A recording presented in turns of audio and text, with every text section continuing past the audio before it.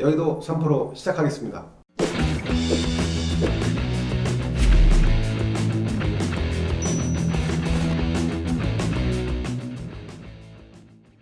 한 번도 보지 않은 사람은 있어도 한 번 보고 나면 계속 시청하게 된다는 고품격 코너입니다. 첫 번째 주제는 청와대 비서진 집단 사의 표명 막전 막후로 잡아봤습니다. 여러분들 다 뉴스 보셔서 아시겠지만 청와대 노영민 비서실장을 필두로 해서 5명의 수석 비서관들이 집단 사의를 표명했고, 이 중에서 3명은 잔류한 상태고 3명은 지금 교체가 됐습니다. 자, 이게 문재인 대통령의 진짜 의중이 뭔지 궁금합니다. 도대체 이게 이제 사전에 노영민 실장이 보고를 해서 그렇게 진행하라고 하지 않았겠습니까? 그건 비서실장 교체라고 하는 게 이제 내각으로 치면 이제 총리부터 이제 내각이 이제 총사퇴하는 거랑 마찬가지이기 때문에. 그렇죠. 저거를 비서실장이 갑자기 오늘 해야지라고 해서 하는 건 아니에요. 기본적으로 저거는 사전에 충분히 협의가 된 상태에서 진행이 되는 거기 때문에 돌발적이거나 이렇게 그러진 않을 겁니다. 사실 이제 전국 돌파용으로 사실 많이 쓰는 게 내각하고 이제 내각 교체하는 거랑 청와대 이제 인사잖아요. 그렇죠. 역대 정부를 보면 통상 한 4명에서 5명 정도 비서실장을 바꿨더라고요. 5년 중에. 네네. 근데 이제 문재인 정부는 지금 2명 가지고 지금 버티고 있는 거잖아요. 그렇습니다. 지금까지. 네. 총선을 잘 치렀기 때문에 모르겠죠. 총선이 그렇죠. 잘 안 됐으면 이제 바꿨겠죠. 중간에 있는 선거를 다 이겼으니까요. 네. 타이밍상 이제 바꿀 때도 됐는데 결국은 이제 전국을 운영하는 한 수단이죠. 인사라고 하는 게 대표적으로 이제 비서실장하고 이제 청와대 비서실장을 바꾸면 이제 청와대 이제 전체가 이제 사표를 내고 재신임을 묻는 거거든요. 비서실장이 하다. 그래서 이제 선별적으로 하든가 아니면 전부 바꾸든가 그런 선택은 이제 대통령의 몫이니까. 그럼 지금 전국이 안 좋으니까 전국을 돌파하는 목적으로 이제 파는 거라고 봐야죠. 자, 강프로 보시기에 그 청주와 반포 지입을 팔았기 때문에 노영민 실장은 잔류하라 이렇게 문 대통령이 결정을 한 거인가요? 어떻게 보십니까? 아까 우리 장프로님께서 네. 말씀하셨던 부분에 대해서 저도 공감하는데 이 청와대 참모진 집단 사표는 어쨌든 그 부동산 문제로 촉발된 지지율 하락이 어쨌든 이 집단 사표라는 충격요법을 통해 가지고 하여튼 막아보겠다는 얄팍한 국면 전환용 카드다. 근데 이게 이제 첫 번째가 있을 수 있고요. 두 번째는 어쨌든 노영민 비서실장은 친문 중에 친문 아니겠어요? 핵심이죠, 핵심. 복심 중에 복심이고. 그렇죠. 그러니까 처음부터 노영민 비서실장은 경질할 생각이 없었어요. 내가 봤을 때. 만약에 그렇다면 그건 쇼를 한 건데. 그러니까 이제 사직 쇼를 한 거예요. 이 충격요법, 이 지지율 너무 떨어지고 있기 때문에 이걸 어떻게든 막아야 되지 않겠습니까? 그렇죠. 그래서 그 주 타겟은 거의 항명이나 마찬가지인 이 민정수석을 경질을 해야 되는데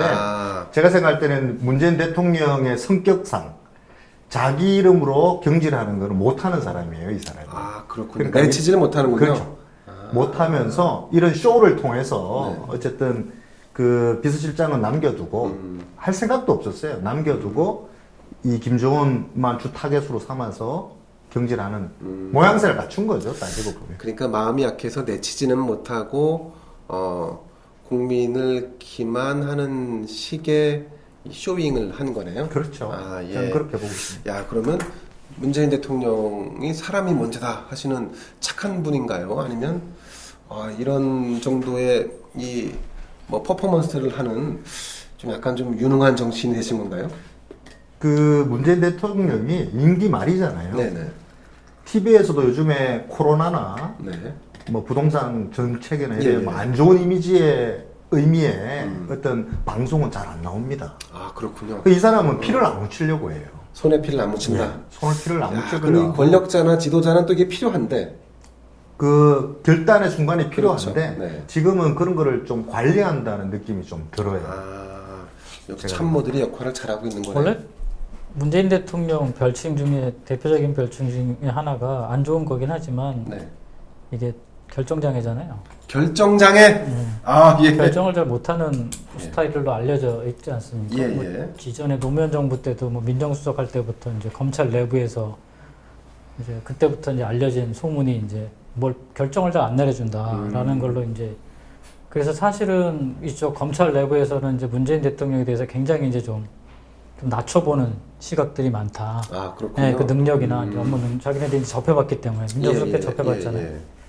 그래서 대표적으로 이제 결정장애라고 하는 별명을 가지고 있는데, 그러니까 뭐든지 보면 그러니까 좋은 말을 하는 걸로 좋은 이미지를 가져가려고 그러지, 이렇게 네네.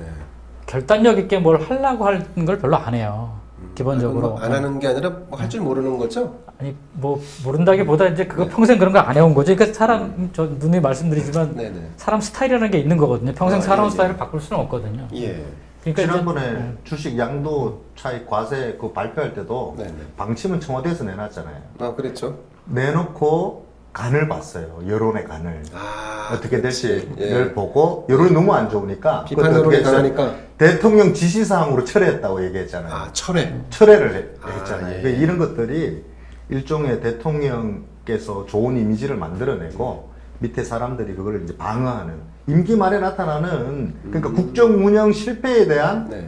정책 실패에 대한 자기는 책임을 안 지겠다는 거예요. 근데 그거 뭐 힘이 강할 때야 그런 것이 다 덮어지겠지만 지금처럼 뭐 거의 레임덕에 와 있는 상태에서는 그런 게 다 드러나게 되고 그러면 아 대통령이 이렇게 얄팍하게 정치를 했었나라고 하는 실망도 상당히 있을 수 있는데. 근데 처음부터 문재인 정부는 네. 문재인 대통령의 정부가 아니고 네.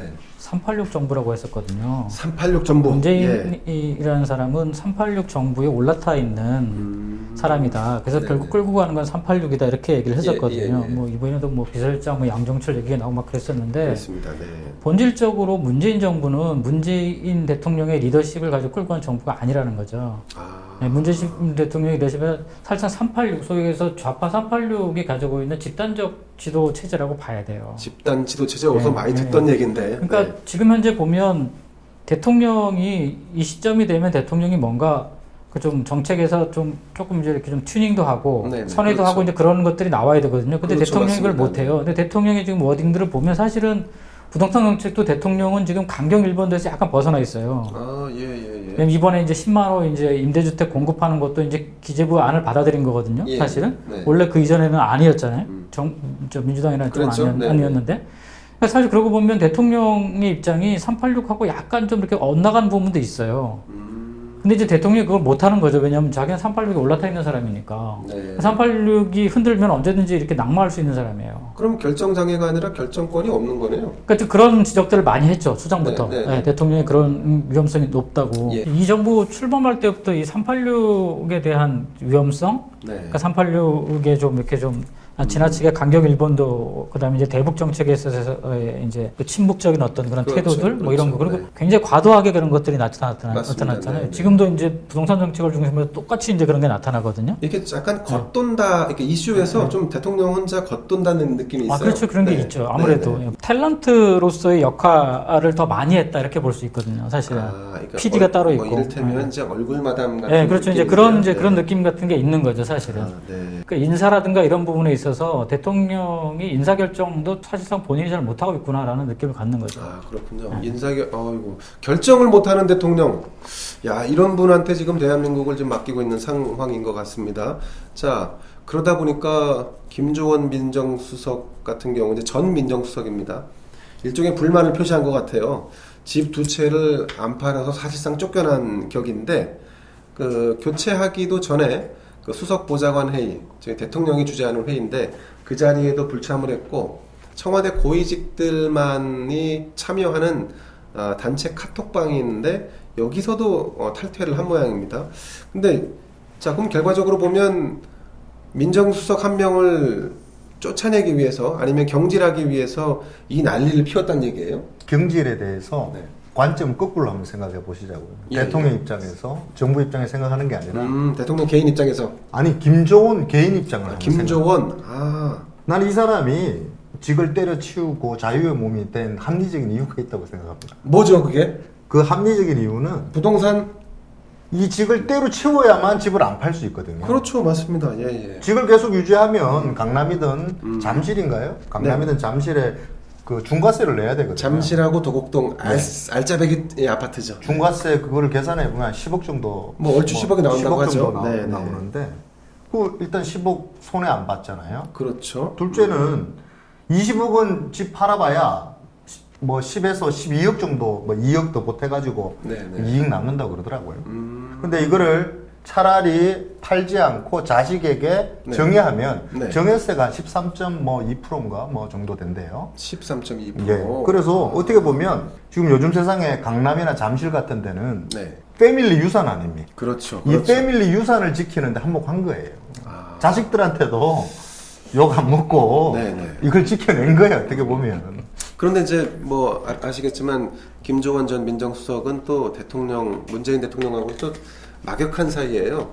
지난 그 2000년대 초반에 노무현 대통령 시절에 문재인 대통령이 민정수석으로 있었고 그 밑에 공직비서관이라고 하는 자리를 맡았었고요. 그리고 문재인 대통령이 대선 출마를 하기 전에 당의 대표로 있을 때 당시에 당무감사원장인가를 했었어요. 그리고 대선 때는 경남 선대위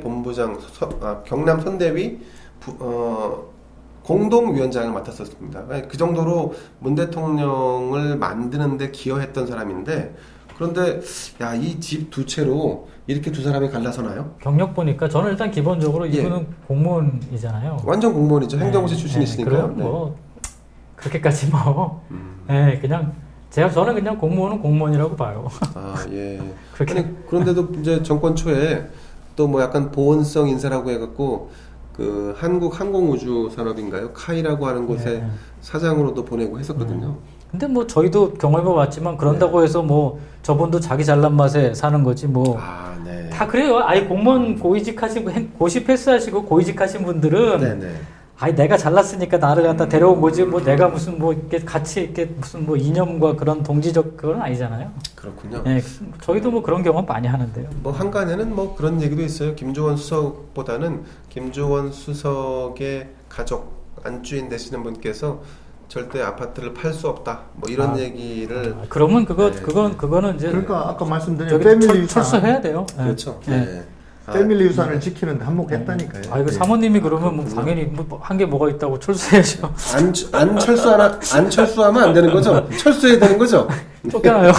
예. 쫓겨납니다. 전화에 쫓겨나면 뭐 어떻게 해요? 그렇죠, 맞습니다. 네. 자, 그 이제 제가 이번 그 청와대 이 사이 뭐 파문이랄까 이걸 보면서 여기에 이제 구성원 중에 감사원 분들이 유달리 공직기강 비서관 자리를 계속 바통을 넘겨받고 있구나 하는 거를 좀 봤어요. 김조원 전 민정수석도 감사원 출신이셨고, 이 노무현 정부 때 이제 공직기강 비서관으로 청와대에 파견을 나갔었습니다. 그리고 김정호 지금 민정수석 새로 오신 후임인데 이분도 현 문재인 청와대에서 공직기강 비서관을 했었어요. 그리고 이분 다음에 오신 이남구 공직기강비서관 현재 지금 계신데 이분도 감사원 출신이에요. 뭐 참고로 말씀드리면 열린민주당 최강욱 대표도 현 정권 공직기강비서관을 하다가 국회의원 하겠다라고 나가신 분이죠. 예, 그래서 어찌됐든 국회의원이 되긴 했습니다만, 자 이렇게 검찰을 철저하게 배제하기 위해서 감사원을 중용하는 것 같다는 느낌도 좀 듭니다. 그렇죠. 뭐, 예, 그건 뭐 컨셉을 그렇게 잡은 거죠. 뭐. 예, 예. 통상 이제 뭐, 저는 뭐 기본적으로 그 청와대의 그 민정이라고 하는 게, 네. 민정이라고 하는 게 우리는 그 소위 해서 공무원을 중심으로 해서 뭐 공무원을 때려잡거나 뭐 이런 걸로 쓰잖아요. 예, 예. 민정수석. 네. 그래서 이제 저런 이제 뭐 검찰을 쓰든가 이제 감사원을 그렇죠, 쓰든가 이제 그렇죠. 그런 식으로 네. 한단 말이에요. 근데 사실 저 민정이라는 단어는 옛날식으로 따지면 국민들의 삶의 실정을 보는 거예요. 사실은 저 민정이. 아, 예, 예. 저 민정이 그 지금은 사실은 어떻게 보면은 좀 뭐가 잘못된 거죠. 사실 지금 예. 청와대가 공무원하고 그러니까 부정부패를 갖다가 뭘 하는 거잖아요. 대상으로 하는 거잖아요. 그렇죠. 그런 예, 것들 예. 뭐 제압하고 때려잡겠다는 근데 그거는 거죠. 경찰이나 검찰을 통해서 하면 되는 거잖아요. 네. 그렇죠. 예, 근데 저게 민정이 이제 그렇게 되다 보니까 뭐가 되냐면 고위 공무원들이나 네. 소위 해서 이제 검찰 권력기관들을 이렇게 좀 쥐어짜는, 그렇죠. 예, 쥐어트는 그런 맞습니다. 이제 핸들링하는 네. 기구로 바뀌는 거예요. 그래서 저기서 문제가 발생하는 거죠. 사정의 최정점에 위치해 있지 예. 않습니까? 그러니까 대통령이 일반적으로 국사를 돌본다고 하는 게 좀 국민들의 삶 쪽으로 많이 기울어야 해야 되는데 자칫 잘못하면 민정수석이 이제 파워가 세잖아요. 청와대 내에서도. 지금 엄청 세죠. 아니 조국 거의 민정수석 실질적으로는 뭐 보십시오. 넘버 네. 2인데 네. 그러니까 대통령이 잘못하면 저런 부분이 많이 경도되거든요. 저런 식의 것에 저런 식의 이제 뭐 그렇군요. 정치적인 이제 사건이라든가 어떤 뭐 예. 저 정략적인 거라든가 이런 거에 이제 저런 데 많이 이제 골몰하게 되면 네. 실질적으로 중요한 부분을 놓칠 수가 있는 거죠. 네. 그래서 사실 저 민정수석실이라고 하는 게 외국에도 물론 뭐 내각수석실 조사실도 있고 그래가지고 내각제에서도 저런 비슷한 기능을 하는 게 있긴 하지만 예. 되게 우리나라의 독특한 제도 중에 하나예요, 저게. 민정수석? 민정수석이. 저게. 그렇군요. 그러니까 대통령, 그러니까 미국 같은 경우는 뭐 저런 게 아니라 다른 형태가 되어 있으니까. 네네. 미국에는 민정수석 개념은 없는 것 같은데. 없죠. 왜냐하면 이제 정치 참모들이 있는 거니까. 그렇죠. 그러니까 저게 사실은 정치를 하는 기구에서 이제 권력 기관을 핸들링한다고 하는 거는 사실은 상권 분립제에서는 그 제도 속에서 핸들링해야 되거든요. 근데 우리는 맞습니다. 대통령이 상권 분립 위에 있잖아요. 맞습니다. 독특한 네. 기준 구조를 그래서 저런 제도가 나오는 거예요. 항상 꼭대기에 있는 거죠. 네. 그러니까 저런 제도는 조금 뭔가 좀 근본적으로 좀 뭔가 좀 개선할 필요가 있을 것 같아요. 좀 앞으로 개선을 해야겠군요. 대통령제를 운영하려면. 자, 강프로님, 이 지금 최재성 전 의원이 정무수석으로 이제 청와대에 합류하게 됐어요. 이분이 사선을 했습니다. 게다가 이 대통령하고는 뭐 가깝다고 이렇게 알려져 있는 사람인데 최재성의 역할론이랄까, 이분이 좀 약간 좀 강한 분이죠. 네, 강한 분이죠. 이게 좀 야당하고 소통을 해야 되는 상황인데 뭐 이런 게 가능할까 좀 염려되는 부분이 있습니다. 일단 제가 봤을 땐 최재성 이번에 정무수석이죠. 예, 정무수석이죠. 정무수석으로 임명할 텐데 이 사람은 곧 있으면 비서실장이 될 것 같아요. 제가 생각하면. 정무수석을 거쳐서 비서실장으로 간다. 과거의 정권들도 위기 상황일 때는 항상 자기 친정 체제로 그렇죠. 이렇게 맞습니다. 가는데 네. 역할을 많이 했었거든요. 지금도 보면 자기 측근들로 청와대를 다 소위 말하는 친정 잡고 체제로 있죠. 완전히 지금 전환하는 그렇죠. 지금 상황을 만들고 맞습니다. 있거든요. 이 자체가 지금 벌써 국정 장악 능력이 떨어졌다라는 반증이에요. 제가 봤을 때. 레임덕이군요. 레임덕이 오고 있다는 거죠. 그렇군요.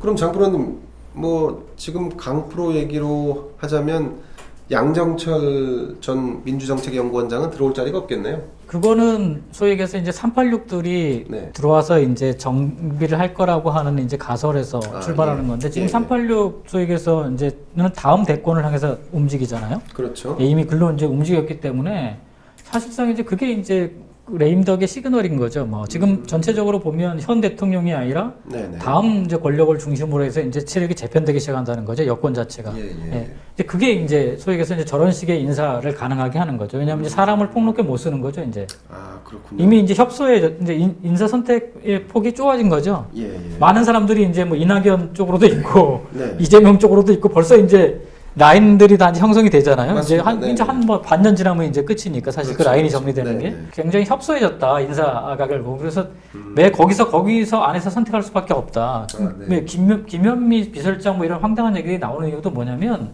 사람을 쓸 수 없는 거예요 이제. 그 이제 안에서 써야 되는 거예요. 지금 있는 사람 가지고 해야 되는 거예요. 그렇군요. 예. 그 안에서 이제 돌 수밖에 없다는 거죠. 이미 바깥에 있는 사람들은 네. 다 제갈길 이제 가고 있다는 거죠. 아니 근데 그 문재인 대통령이 그 좋아하시는 단어 있지 않습니까? 뭐 사람이 먼저고 두루두루 뭐 탕평이고 뭐 여야 화합 뭐 협력 그러면 여기저기서 사람들 뭐 심지어 야당일지라도 그런 인사 할 수 있는 거 아닌가요? 사람 앞에 뭐가 붙어 있는 거죠. 이게 좌파의 용어는 상식적이지 않아요. 그러니까 정확히 봐야 돼. 내 사람이 먼저다겠죠. 내 사람이 먼저다. 네. 그렇군요. 뭐 자꾸 이렇게 뭐가 아마 빠지는 양정철 밖에서 내년에 재보선 그림 그리는 데도 역할을 하지 않겠어요? 이 사람은? 양정철 이분이 화가였나요? 그림을 잘 그려요. 그림을 잘 그리는군요. 네. 소문났어요. 그림 잘 그리는. 색조는 말고 밑그림을 잘 그린다. 밑그림. 스케치를 예. 잘하는. 근데 어쨌든 양정철 이 사람도 맨날 남 그림만 그렸잖아요. 그렇죠.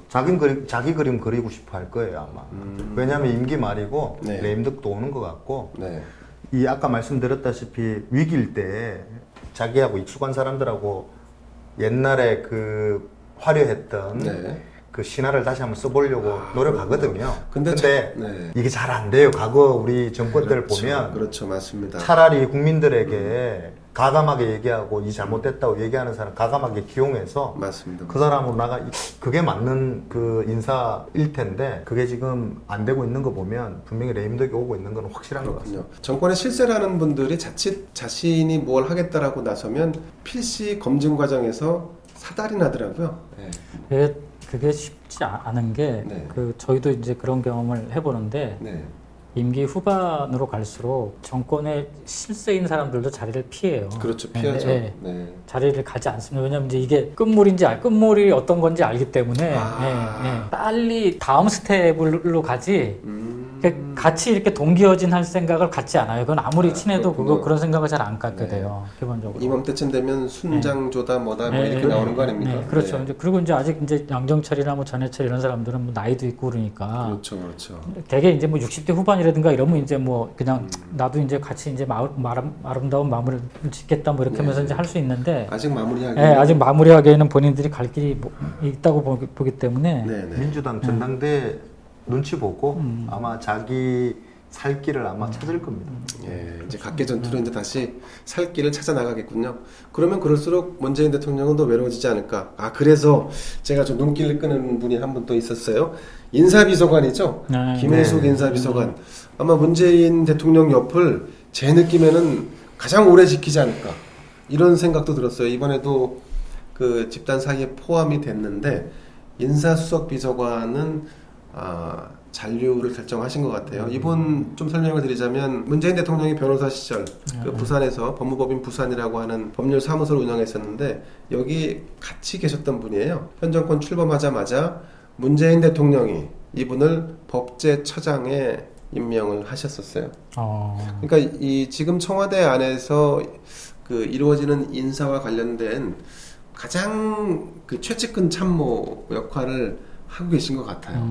근데 이 지난 그 이명박 정부나 박근혜 정부 때도 요 인사를 담당하셨던 분들은 이 말로가 어땠는지 궁금합니다. 아니 근데 되게 인사비서관 뭐 이런 사람들 특별한 일이 없으면 네. 특별한 일이 없으면 뭐 나쁘진 않아요. 되게 왜냐면 박근혜 정부 때는 다들 공무원 출신들 와서 했기 때문에 그때는 일부러 정치권에 있는 데서 안 써가지고 그게 이제 불만이었지. 사실 뭐 공무원 출신들 와가지고 뭐 특별한 그건 없었어요. 대통령이 탄핵받아서 좀 시달리긴 했지만 그렇다고 해서 뭐 특별하게 이제 뭐 해코지를 받거나 이제 그런 일은 요 이제 김혜숙 인사수석 같은 경우는 약간 숨은 그 실세 느낌이에요. 그러니까 이런 사람이 권력 사유화의 대표적인 증거예요. 이런 사람들. 왜냐하면 그렇구나. 우리 인사 참사가 계속 일어난다고 지적하고 공격하고 야당에서 그랬잖아요. 그런데도 계속 돌려서 그 대통령과의 인연만으로 계속 중용된다는 거는 이게 벌써 권력의 사유화가 되고 있다. 이게 확실한 이 사람이 증거예요. 그렇군요. 이분이 서울대 법대를 나오셨는데 여성분이시잖아요. 근데 인권 변호사를 하겠노라 해갖고 찾다 문재인 당시 변호사에게 전화해갖고 같이 함께하고 싶다 해서 그 당시에 벌써 오래된 인연이 있죠.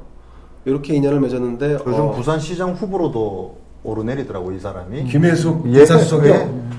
그래요? 뭐 부산 시민을 너무 우습게 보는 처사죠. 이 부산에 아무것도 모르는 사람을 대통령하고 친하다는 이유 하나만으로 그리고 전 시장이 왜 성범죄하고 연관됐다고 지금 오거돈 시장이요? 예, 맞습니다. 그래서 이 그렇게 사람을 스스로 물러났죠. 여성을 차출해야 된다라고 지금 주장하는 사람들도 있나 봐요. 그렇군요. 근데 굉장히 그 민주당 분들이 그런 논조라면 되게 단순해 보입니다. 왜냐하면 그럴수록 여성 후보를 내면 낼수록 오거돈 전임 시장이 어떠한 일로 물러나게 됐는지를 다시 상기게 시키게 되는 이런 부작용도 있는데 말이죠. 이런 게 도식적인 아메바 정치예요.